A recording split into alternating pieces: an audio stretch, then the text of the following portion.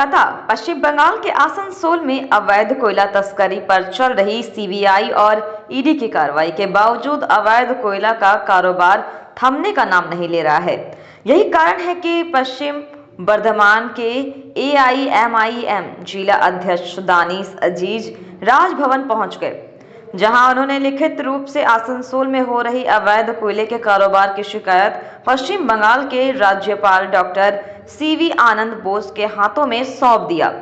जिस शिकायत पत्र के मीम नेता दानिश अजीज ने आसनसोल के कई नामी ग्रामी कोयला माफियाओं का नाम उल्लेख किया है, जिसमें मुख्य रूप से धर्मेंद्र सिंह, पप्पू सिंह, लोकेश सिंह, कांता शर्मा, तारकेश्वर राय, सैयद इम्तियाज, बीर बहादुर सिंह, शमशेर हुसैन, सदरुद्दीन इलियास उर्फ सोदू, विकास गोराई, शेख दिलदार, साजिद खान उर्फ लटुआ शामिल है। वहीं दानिश ने कोयले के अलावा आसनसोल के प्लांटों से लोहा और स्टील की अवैध रूप से हो रही तस्करी का भी आरोप लगाया है। लोहे और स्टील की प्लांट के से कौन चोरी करवा कर उसकी तस्करी करवा रहा है, उसकी सारी जानकारी दानिश अजीज ने अपनी शिकायत पत्र में उल्लेख किया है। इसके अलावा दानिश अजीज ने आसनसोल के सरकारी व गैर सरकारी जमीनों की जाली कागजातों के बल पर हो रही खरीद बिक्री का भी मुद्दा राज्यपाल के सामने उठाया है। साथ में दानिश ने आसनसोल में ड्रग्स की हो रही अवैध रूप से खरीद बिक्री पर लगाम लगाने के लिए भी राज्यपाल से अपील की है। दानिश की शिकायत पर राज्यपाल डॉक्टर सीवी आनंद बोस ने आश्वासन देते हुए कहा है कि वह जल्द से जल्द उनके द्वारा दिए गए शिकायत पत्र पर ठोस कदम उठाते हुए कार्रवाई करने का काम करेंगे। दानिश कहा कि जिस जिले में खुद कानून मंत्री रहते हो, उनके जिले में कानून की धज्जियां उड़ाई जा रही है और सबसे ज्यादा गैर कानूनी कार्य उनके जिले में हो रहा है। दानिश ने यह भी कहा कि कुछ दिनों पहले उन्होंने अवैध कोयला के कारोबार के खिलाफ आवाज उठाने का प्रयास किया था। पुलिस ने उनको गिरफ्तार कर लिया, जिससे यह साबित होता है कि यहाँ कोयला का अवैध धंधा तो लोग कर सकते हैं, पर उस कोयले के अवैध धंधे के खिलाफ कोई आवाज उठाता है तो उसको जेल जाना निश्चित है।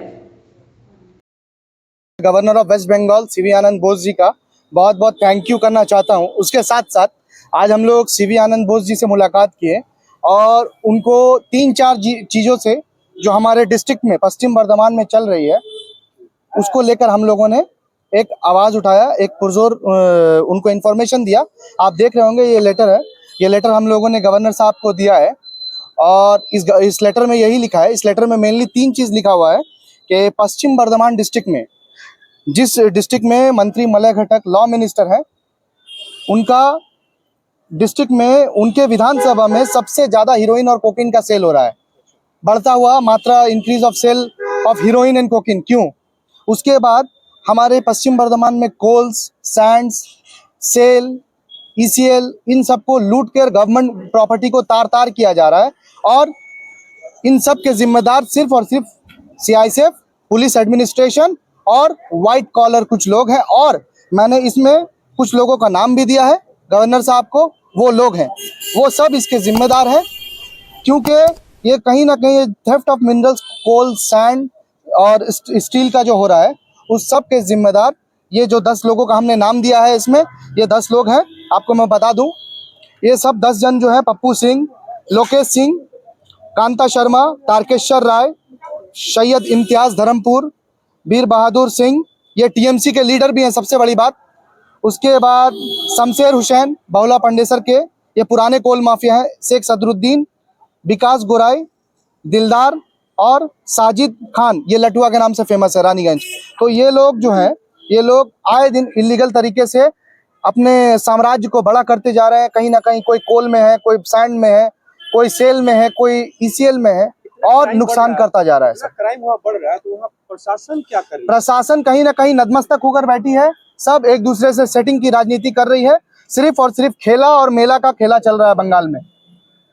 देखा गया था कि आप कोयला बिक्री कर रहे थे, पुलिस आपको अरेस्ट, जाहिर सी बात है ना, कोयला तस्करी कर रहे हैं, पुलिस उनको जाहिर सी बात है, बंगाल में कोयला बोलना इलीगल है शायद, लेकिन बेचना इलीगल नहीं है।